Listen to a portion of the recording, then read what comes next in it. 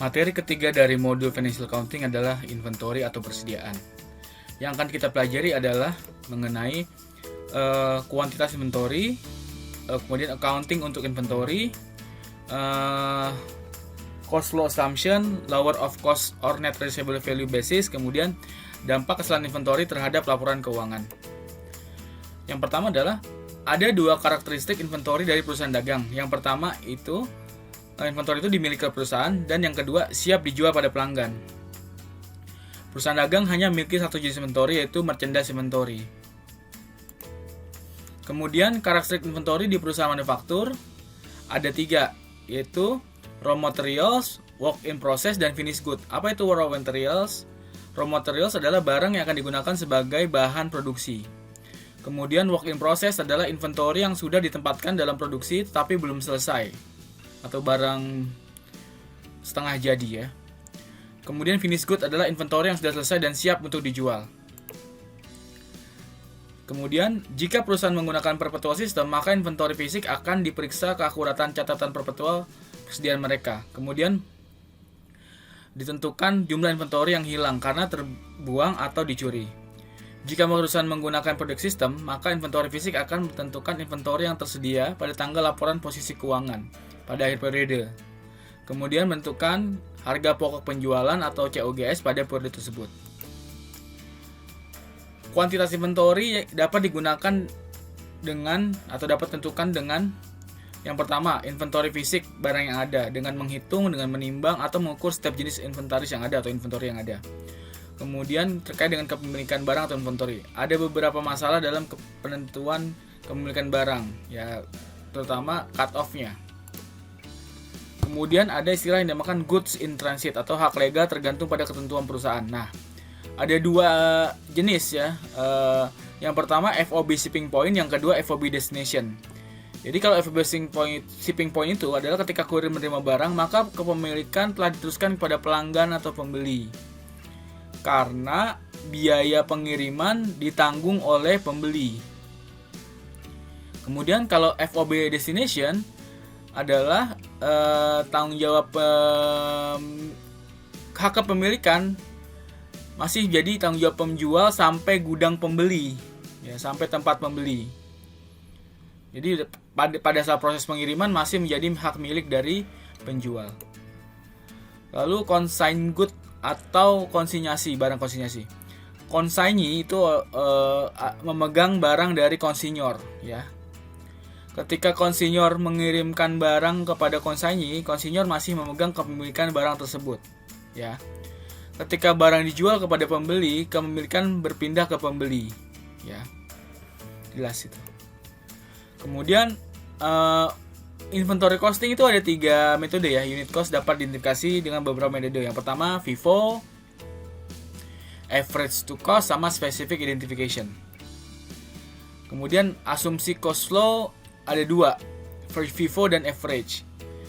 Cost flow tidak perlu konsisten dengan pergerakan fisik barang. Artinya tidak tergantung dengan pergerakan fisik barang ya. Rumus untuk menghitung COGS, beginning inventory ditambah pembelian atau purchase dikurangin ending inventory. Nah, FIFO. FIFO adalah barang paling awal diterima adalah barang yang pertama akan dijual. Ini adalah bentuk aliran fisik barang dagang yang sebenarnya, jadi teratur ya. Kemudian biaya pembelian barang paling awal adalah yang pertama kali diakui. Jadi kita mau cost barang ketika pertama kali kita beli. Kemudian yang kedua average cost. Average cost itu mengalokasikan harga pokok barang yang tersedia untuk dijual berdasarkan unit rata-rata tertimbang yang dikeluarkan. Kemudian mengasumsikan semua barang memiliki sifat yang serupa. Ya, jadi barang yang kita jual tuh sifatnya serupa diasumsikan. Kemudian untuk menentukan biaya persediaan akhir, rumusnya adalah weighted average unit cost dikali unit on hand ya. Nah, ini ilustrasi kalau ini transaksi ya, barang persediaan awal 10 unit, unit costnya 100 Hong Kong dollar, total costnya 1000, ada purchase tanggal 15 April, tanggal 24 Agustus dan 27 Agustus. Ya. Kemudian total unit available for sale-nya 100, total cost-nya 12.000. Kemudian unit in ending inventory 45, unit sold-nya 55. Nah, kalau menggunakan metode FIFO ya, kita tentukan dulu cost of good available for sale ya. Ada 100 unit dan total cost-nya 12.000. Lalu kita tentukan ending inventory-nya. Ending inventory-nya itu berarti kan tadi sisa 45 yang terjual 55 ya. Ini kalau menggunakan metode periodik ya. 40 kali 5 kali 130 ya. 5.200, kemudian 5 kali 120, 600. Ending inventory-nya 45 unit, total cost-nya 5.800. Kemudian berapa COGS-nya? Berarti 12.000 dikurangkan 5.800 ending inventory-nya, sehingga COGS-nya keluar angka 6.200 ya. Kemudian kalau metode average, maka langsung saja 12.000 dibagi 100, maka cost per unit itu kan ketahuan langsung kan, 120 ya. Maka sisanya berarti cost per unitnya 45 dikali 120, berarti 5.400. Ending inventory-nya itu sebesar 12.000 dikurangkan 5.400 ya, sebesar 6.600. Kalau menggunakan metode average ya. Nah, ini efeknya kalau menggunakan FIFO dan average terhadap net income dan pajak. Net income kalau menggunakan FIFO itu lebih besar dibandingkan menggunakan average ya.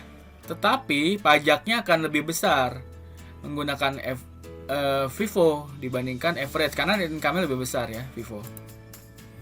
Kemudian lower of cost or net receivable value itu diterapkan ketika nilai persediaan lebih rendah daripada biayanya.